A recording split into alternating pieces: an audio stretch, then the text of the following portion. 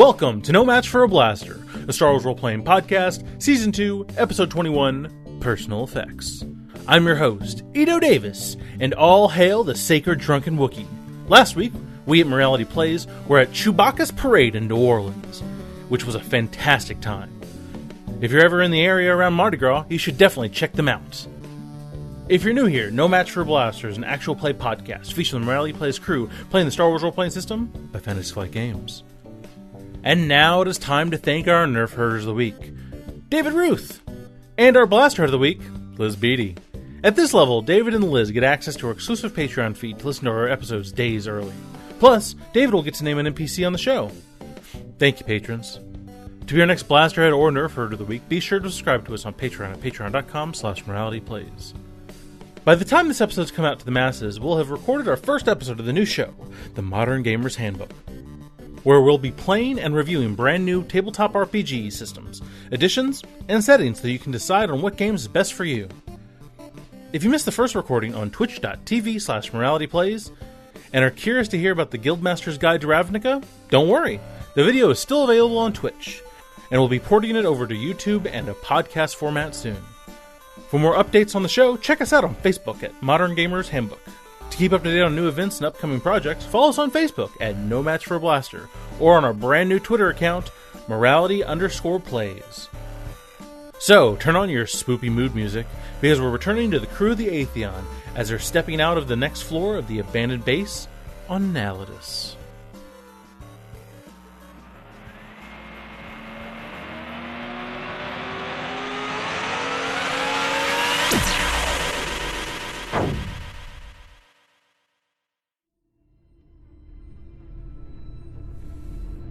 Open.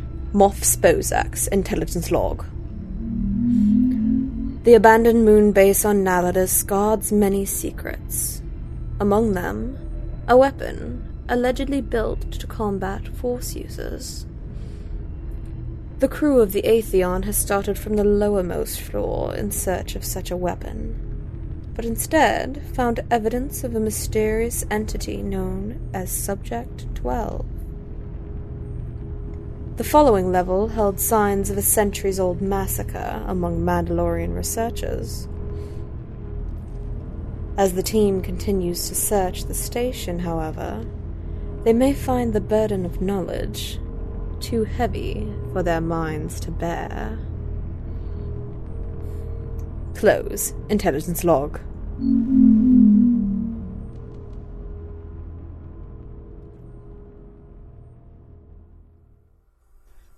Ding! You're at floor -3. The doors open up, and what you see looks like barracks. It's very regimental, so some of you guys have interacted with military stuff enough before. Yeah, it's pretty sparse. It looks like it would have housed a lot. What with us now living in a military base? Yes. Yeah. It looks like it would have housed a lot of soldiers, but it's completely empty and completely clean, too. Not goopy. No goopiness. Doesn't... You know, you walk around and there's not even doors to the different sections of rows of bunks and stuff like that. You can search around. You see a completely empty mess area, kitchen-y area. It's a little disturbing. I don't find it particularly disturbing. It is weird, though. How is this weird, Kamaya? Well, there were people on the other floors. Where there were did everybody... bodies on the other floors. Whatever. Where did everybody go? Yeah. Well, they're probably dead. In fact, I can almost assure you that they're dead. I'm sure they're dead. But where were they before they died? Why do you care? Because something weird is happening here, and something weird happened here, and I don't know what any of it means. Well, we're not here to fix that. We're here to find the weapon. Yeah, hopefully without that same thing happening to us, whatever happened to them. Either, should we do a search here? Sure. Individuals. Okay. Difficulty? Give me a hard. No black dice? Nah. I failed. 2 successes, 2 threats. Nice. This is perception, right? Yeah. I succeeded with 3 threats. Okay. Let's see who to start out with. All right, let's start with Kamaya. So you're going through. You grew up in a ex-military kind of place, so probably the first beds you had for a long time were military cots and stuff like that. So you're going through, you check like the Durasteel footlockers and stuff like that. It looks like they're exactly the things that they start off with. So, not even clothes, but, like hangers and maybe a box to do, like a little sewing kit for their clothing, stuff like that, Nothing particularly weird. Does it all seem to be kind of put there in like a really uniform way? Yes, absolutely. Yeah, and Every and one there's of these was pre-packaged. Yeah. nothing different and nothing that's moved around and nothing that's like potentially personal to anyone. Yeah. And as you're you're going through and you're seeing that pattern, you're like, is this exactly? Yes. And you open up another one. Wait, is this exactly? Exactly. And you feel like kind of one of those tension headaches right between your brow of frustration. This doesn't feel necessarily like it's like the other kind of things that are freaking you out, but it's just like maddening to open up thing after thing after thing and it be so absolutely perfectly the same. Okay. This sounds delightful to S4M.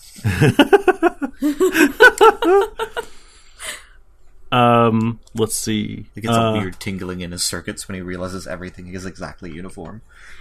S4, you go and you find, you're going through and you actually find a panel in one of the hallways that has a security clearance access.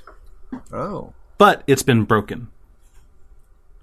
So you look at it and it looks like it's controls, not like super high-tech computer controls, but it looks like it had controls to all the different bunk rooms. Let's say there's like 4. There's 4, and each room could house 24 different cots. Mm-hmm. So you can do that math. But yeah, you can see that there were controls, but it's been broken. But it looks like it has a port for what the Mandalorians would have used in place of a code cylinder. Gotcha. Yeah. Remy, Yeah. you're going through and you're kind of doing the somewhat the same thing as Kamaya. You're looking for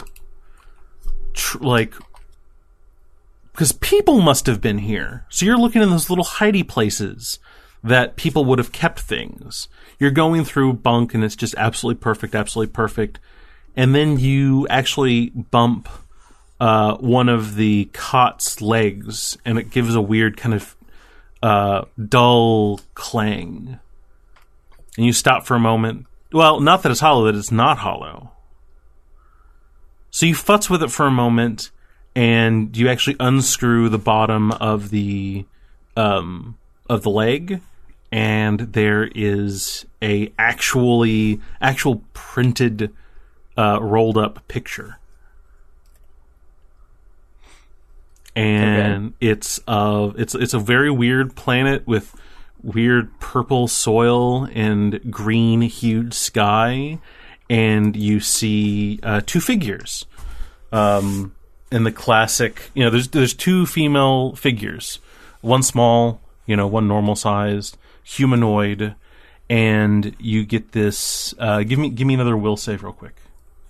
Just you, Okay, but wait. this time have 2 black Photo die. planet. Purple soil, green sky. This episode brought to you by No Man's Sky. You said a what? Give me a will check, but this time it's gonna be 2 purple, 2 black. Just a straight will? think you're saying vigilance. It's vigilance, sorry, vigilance. A wash. Again. Wow. Okay, so you're sitting there, and you subconsciously sit down for a moment as you're looking at this thing, and you get this same kind of this piercing headache between your eyebrows as you're looking at it, and it's almost hard to focus on the picture. Okay. All right, you guys can all interact about stuff now if you want. I don't think we're going to find anything helpful on this floor. I look at the picture and try to think of what world that might be, what planet that might be. Give me a knowledge outer. Hard. Okay.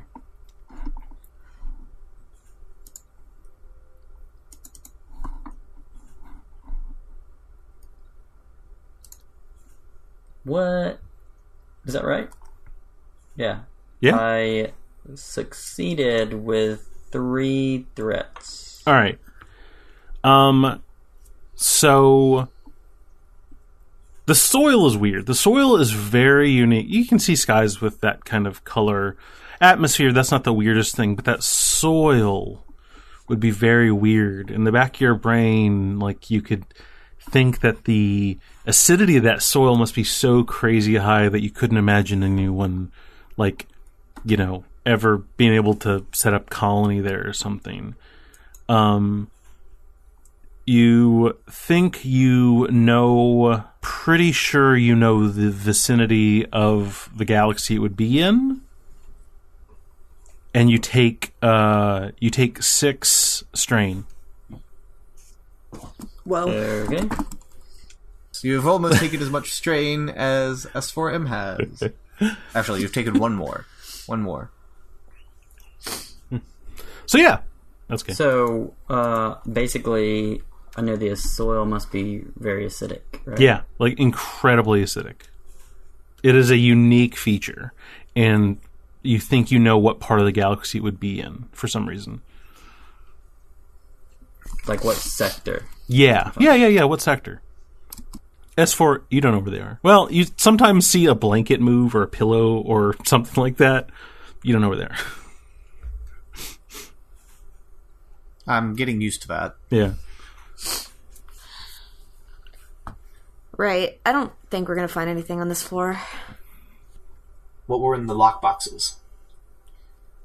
Just, standard issue stuff, mess kits, sewing kits, things like that. Just, they were so uniform. It's almost like there was never anybody that actually lived here.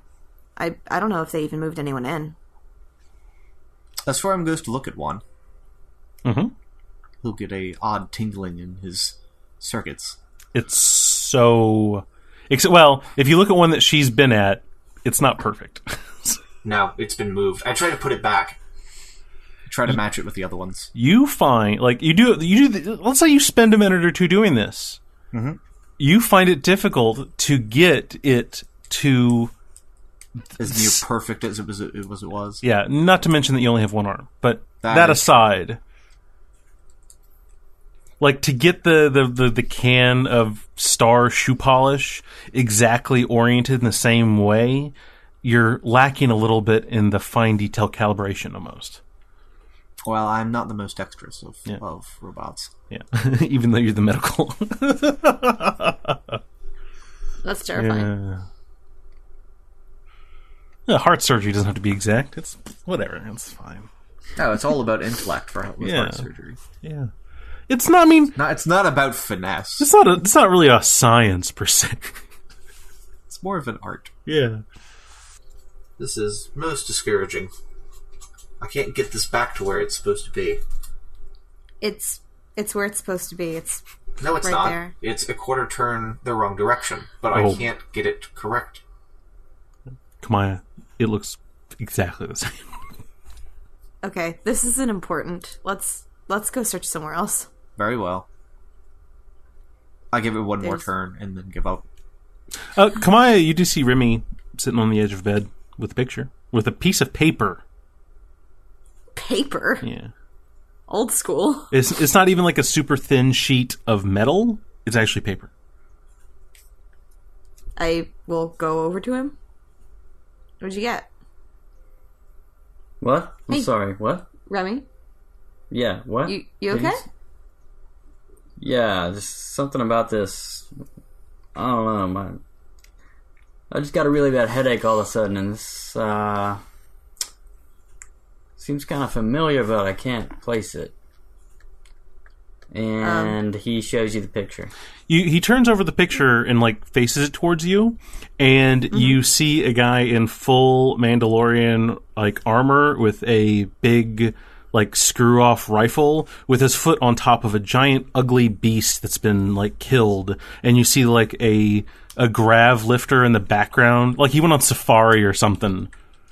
Oh, great. We found psychic paper. That's just what we needed. Huh. What is that? She'll like, point at what she sees as a big creature. Remy, you look back over to it and you see the same thing she does. What? He looks down like he maybe dropped another picture? Nope. And looks at the picture again, and turns it over and looks at the back, and looks at it again. Okay, I would love that this whole dilemma was solved by you had it flipped over. Like, there's a different picture on the other side. I need to do that at some point. This looks like some mystical weird... Nah, you just got the picture flipped over. The soil is red, the sky is yellow. That's not the same picture I saw earlier. What? You even notice there's like weird kind of crease marks in the picture that are there were crease marks when you looked at it before, and those are not the same crease marks you see now. Oh. Like from being folded up. Mm-hmm. Did you drop the other one? No, I don't see anything anywhere. It's strange. Do I recognize anything about the picture? Like the creature or the... Nope. You've never seen a creature like it before. It looks like a weird combination of like a rhinoceros and like a Gila monster. It's weird. Hey, S4, come look at this for a sec. I was on my way to the turbo lift because that's where we thought we were going. Oh. So he has to stop and turn back around. Here, let's go on our way, but we should see if S4 sees this or something different. Is that paper? Yeah. Where did you find paper? I don't know. Remy found it. How is the paper still intact? What is it? You look at it, and so you actually know this creature. This creature was like a quote unquote. Oh, so I also see the hunting picture. Yeah, it is a quote unquote it's like a weird mutated dwarf crate dragon. Oh, effectively. Wow. Yeah, it was an endangered species back in the day. Highly valued for its tusk to do certain medicinal things for gentlemen in need. Mm-hmm. You know what I mean? Yes. Yeah. Very, very, very rarefied, very illegal to hunt. I look down at the picture and then look up at where I presume someone is holding it. He's a little off to the right. Yes, I miss. As is now traditional. Yes, it's a picture. Okay, but what do you see? Because well, that is a dwarf apparently crate it dragon. Changed. What do you mean it changed? Oh, that's a dwarf you know what the crate thing dragon. is? Okay. This appears to be a Mandalorian hunter who looks very pleased with himself, as one would expect. That is an extremely endangered, or at least it used to be an extremely endangered creature.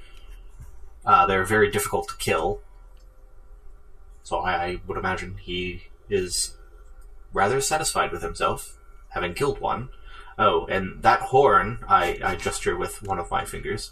That horn you see on that side over there, that is an aphrodisiac worth quite a bit of credits. You calculate, and then you recalculate to current credit value, and it calculates about to 2.2 million credits. Calculating.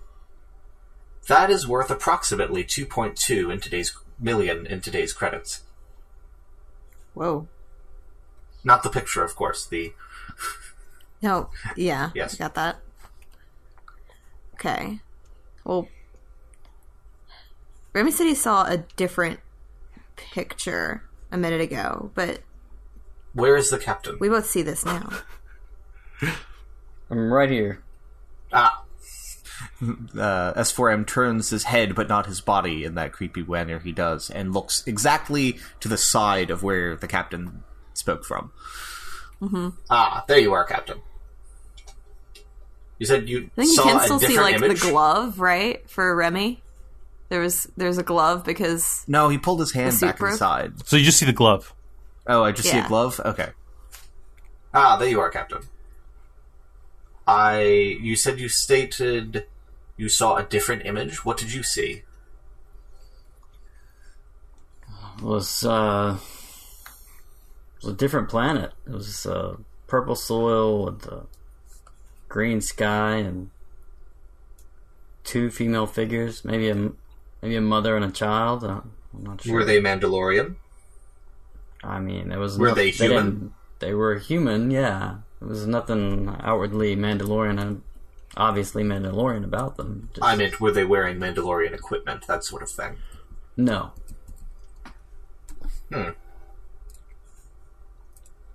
Well, we'll have to do a full scan of each of your brains when we return to the ship. I'm starting to Goody. think that's not a bad idea. Let's keep moving. Very Right. well. May I see the picture? Oh, no, I'm sorry. You already gave it to me, right? Well, no, she just said look at it. She didn't. Oh, hand that's it to true. me. Okay. May I see the picture, please? Sure. I'd like to try to run other scans on it. Is there anything odd about this? Is it giving off a weird signature? You can. Is it really paper? It is really paper. Really paper? You can sense that it's starting to degrade faster. Degrade, yeah. Where did you find this? It was in the bed rail right here. Do I have any sort of...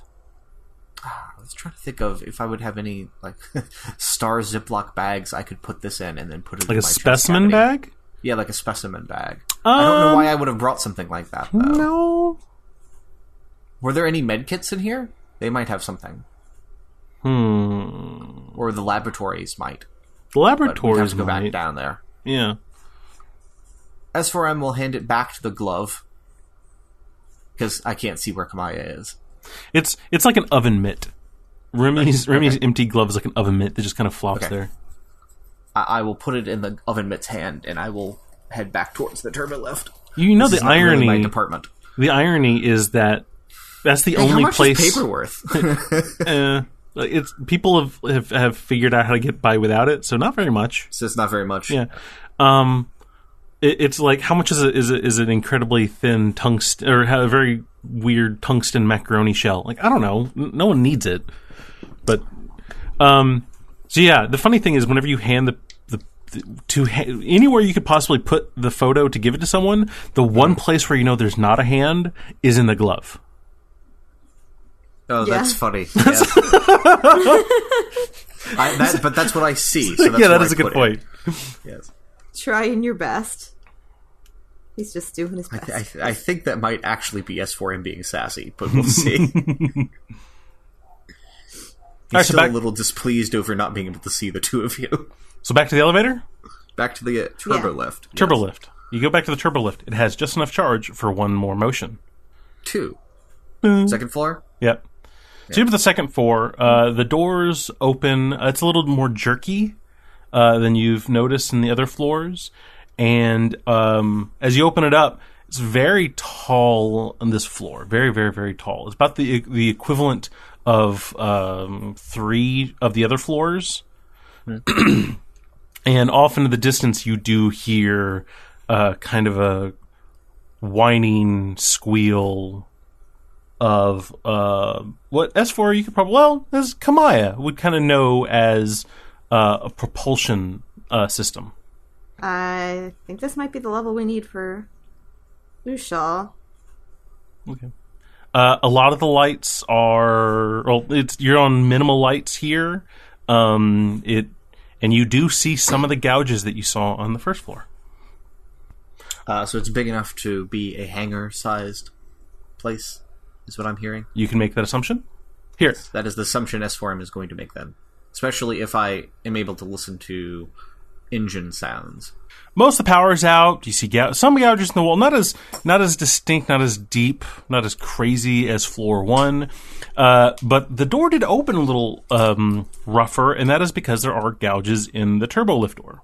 Not terrible, but there.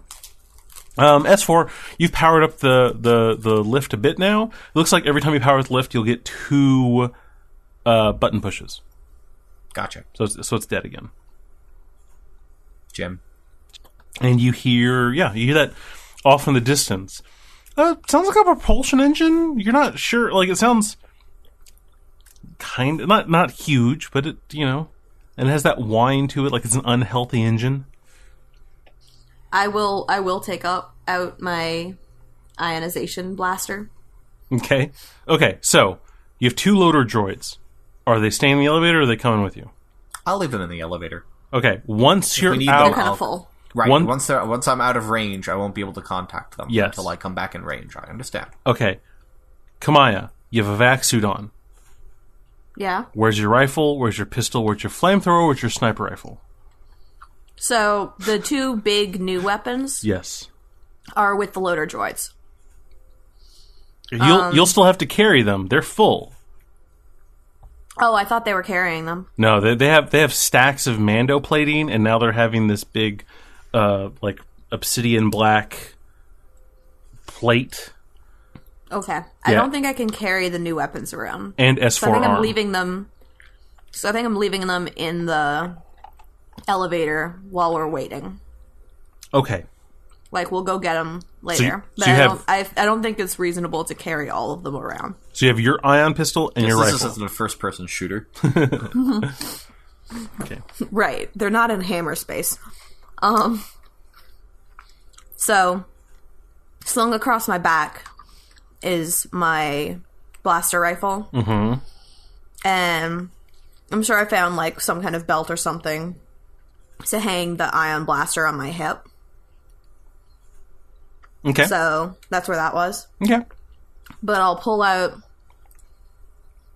You know what? Phrasing. She's not used to the ion blaster. I think she would... I think she would go for the blaster rifle on instinct when she's kind of freaked out. So she does pull that one out. The rifle? Yeah. Okay, she's so holding you have the rifle ready. Okay, cool. There's some corridors. They're kind of windy. Let's say there's a corridor to the forward that is pretty pitch black and does a turn, and there's one to the right. The sound you're hearing is coming from directly ahead of you. Which one of my arms got ripped off? A statement I often don't get to make. Your left? I want to say it was left as well. Okay. Because that's the one that has my shield thing on it, so... Yeah, that sounds fun. Yeah, Yes. your left. Alright, so I could potentially still use my axe. Yeah. And once you're out of short range, you can't communicate to your arm either. Right. Okay. I was not going to tell my arm to activate shield anyway. That would be kind of... Oh, you know what? That's actually canon, too, because I think C-3PO could communicate to his body at short range after it got decapitated.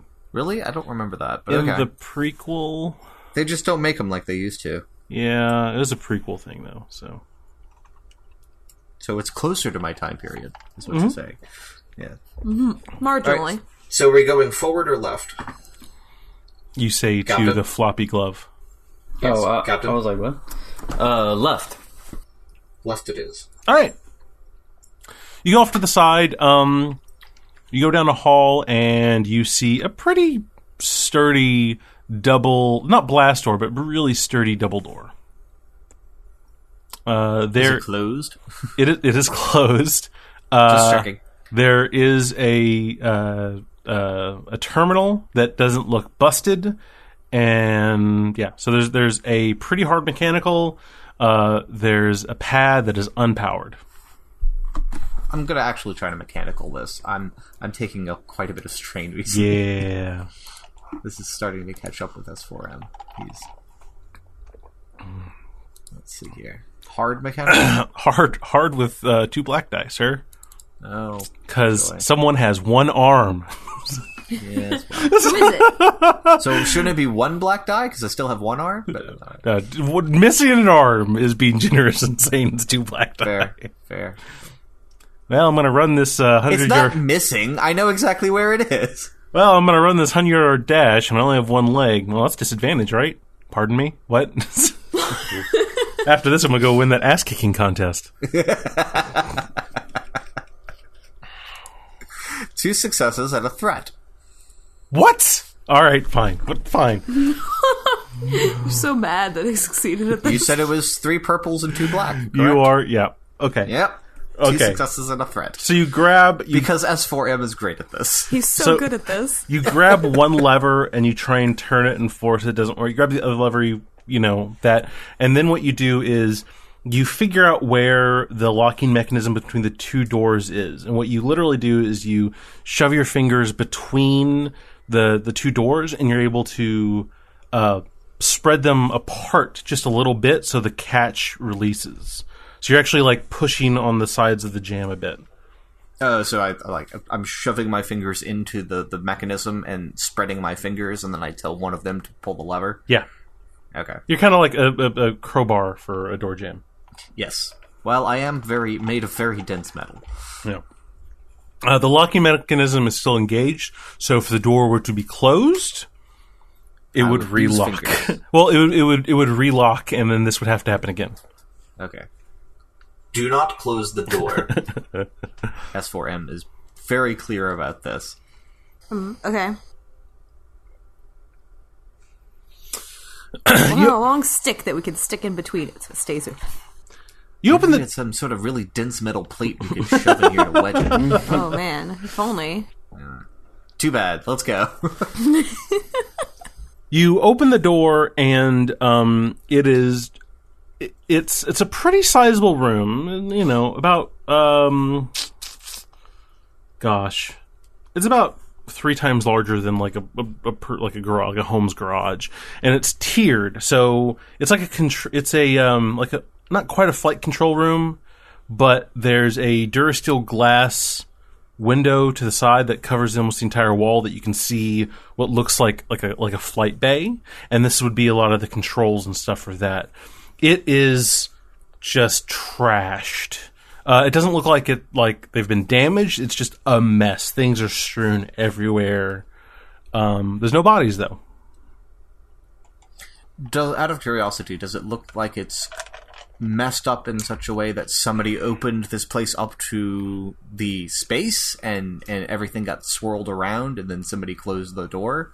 Or no, something vented something out into space? Or it looks like there might have been... give me perception. Confrontation? Give me perception.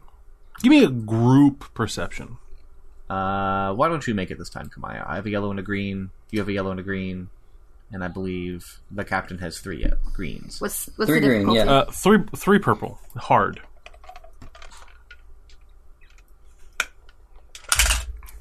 Okay, I got 2 successes, 3 threats, and a triumph. Okay. So, yeah, it looks like there was like fighting and shoving and people kind of rushing out. It looks like some of the terminals have been like kind of manhandled. It looks like things might have been torn off. Like there are bays in there's computer banks off to the side, and it looks like sections of computer terminals were pulled and taken. Most of the things looked like damaged, but you are able to see that there is one terminal up at the front that at least still has a standby light on. And of course, you can look out, and you take time. You can look out the Durasteel glass, and you see, of course, like very low emergency light in the bay. In the bay, you see it's pretty big. It's not like super crazy massive, but it's pretty big. And you can see that while there were probably space for, I don't know, a dozen medium-sized ships, there are remnants of like 3 that are pretty messed up. You do see the gouge marks along the walls, and cutting through some of the ships and stuff like that. And to the back of the bay, you do see what looks like a collapsed hangar egress, a hangar opening, right? So even though you're on the negative second floor, like I told you before, that military bases like this, you would usually have multiple exits for ships if they were to do that. But it looks like that is kind of collapsed. Yeah. Do any of the ships that we see down there seem to have the igniter? From this distance, you cannot tell, but there is enough light coming from one of the ships that looks like it is one of the engines on one of the ships is on, and the exhaust coming out of it is a sputtery, bright red, yellow exhaust. And you see little flecks of sparks coming out from the back of the engine. That ship's about to kaboom. But that lights up a way down there? No, but you can you see kind of the wall closest to you. You see that there's probably some catwalky stuff or some doors. It's hard to tell from where you are because you're inset into the same wall that you would assume an entryway would be into the hangar. So maybe the other path that we didn't take. Right. So I am suspecting the base went on lockdown, and the Basilisk war droids didn't want anybody leaving, because that was their orders, and the people here decided otherwise. Some of them, anyway. Do we see... So, you said we see stuff, but no, people remains, right? Yes, in this room. Okay. It's a shame none of their ships are working. Maybe you could find something helpful in there? Terminal? Oh, yes. I was just lamenting the fact that none of these ships seem operational. That one's trying. Yes, it is. Well, let me go look at this terminal. Captain, what do you want to do? Ships aren't really my specialty. You think it's going to blow soon, or you think we have time to get down there and stabilize it? I can't really tell from here. Although, I will point out it has been here for quite some time. I'm suitably impressed the engines have been running for 3,000 plus years. They just don't make them like they used to. That's a good point. It's been here this long. Should be It could fairly probably stable. take a couple more minutes. I mean, what are the chances that it wouldn't explode until we get there, right? Calculating. I scan the room. Do I see the thing that Ushal wants? You can't really tell from this distance. It's a pretty good distance from where you are to in the hangar, and in the hangar where the main light source is that engine. S4, you do the math. It is impossible for that engine to still be on. That does not make any sense at all, right?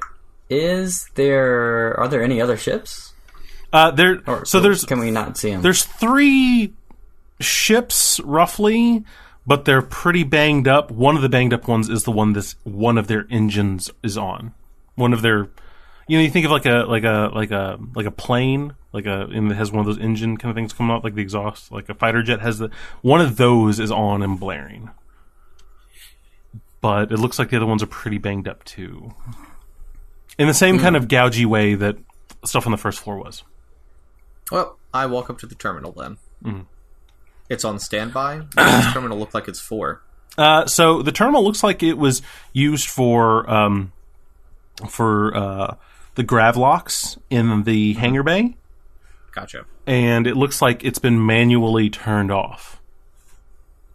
It's still registering the hull contact, which is so you would put a ship on grav locks. It would need to recognize that the hull has made contact with the pad, and then can be turned on, turned off. It looks like all of them have been turned off, but it still registers those three ships still being there, touching the pad. Yeah. Any additional information will require computers. All computers. Kamaya, you did get a triumph. You notice holes in the ceiling of the hangar. Okay. Pretty sizable. How big are the holes? Oh, Volkswagen big. Okay. You see them just kind of pop marked here and there. So, probably not, like, big enough for any of these ships to... Oh, no. You know, any ships like this. You scan the room, there are no Volkswagens. Yeah. Difficulty on this computers? 2 in a black. 1 success, 1 threat. Okay. So you are able to pull up the registration of the other ships. It looks like that it did have at previous commands, right after lockdown, it unlocked all the grav docking bays, grav plates, and that they were all full. So about a dozen of them. What it also registers is that the pod 1 through 3 of light vehicles were also undone. But your threat is that you don't know how many light vehicles were in each pod. Okay. So I'm thinking the light vehicles might be the Basilisk war droids. Which is adorable term for it, isn't fellows. Huh? Which is adorable, isn't it? Referring to Mandalorian. War droid is the light vehicle. The light vehicle. Yeah. That is very typical of the Mandos. You know, for kids. Alright, I relay this information to my fellows. It appears, wait, what does he relate to us? It appears that the light vehicle pods 1 through 3 were activated, but that all 12 of the ship pads were deactivated. Is that correct? Mm-hmm. Yes. Like, did it happen at the same time? Recently? No, not recently. Well, depends on how you define recently, I suppose, Captain. Since we've been here? No.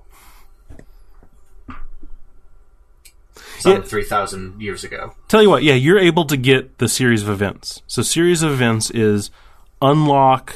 So the grav pads unlocked, lockdown went into place, and then as a protocol of lockdown, the light vehicles. It activated pods 1 through 3.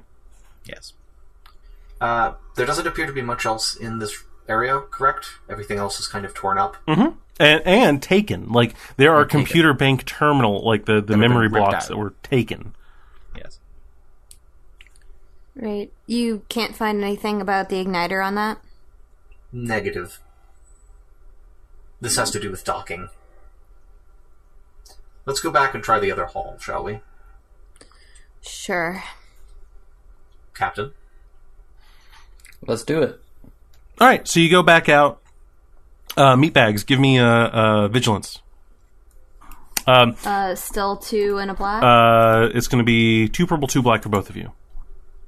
Ooh. 2 purple, 2 black? Mm-hmm. It suddenly got a lot harder for Remy. 1 success, 2 disadvantage, 2 threats. Advantage. I failed with an advantage. Yay!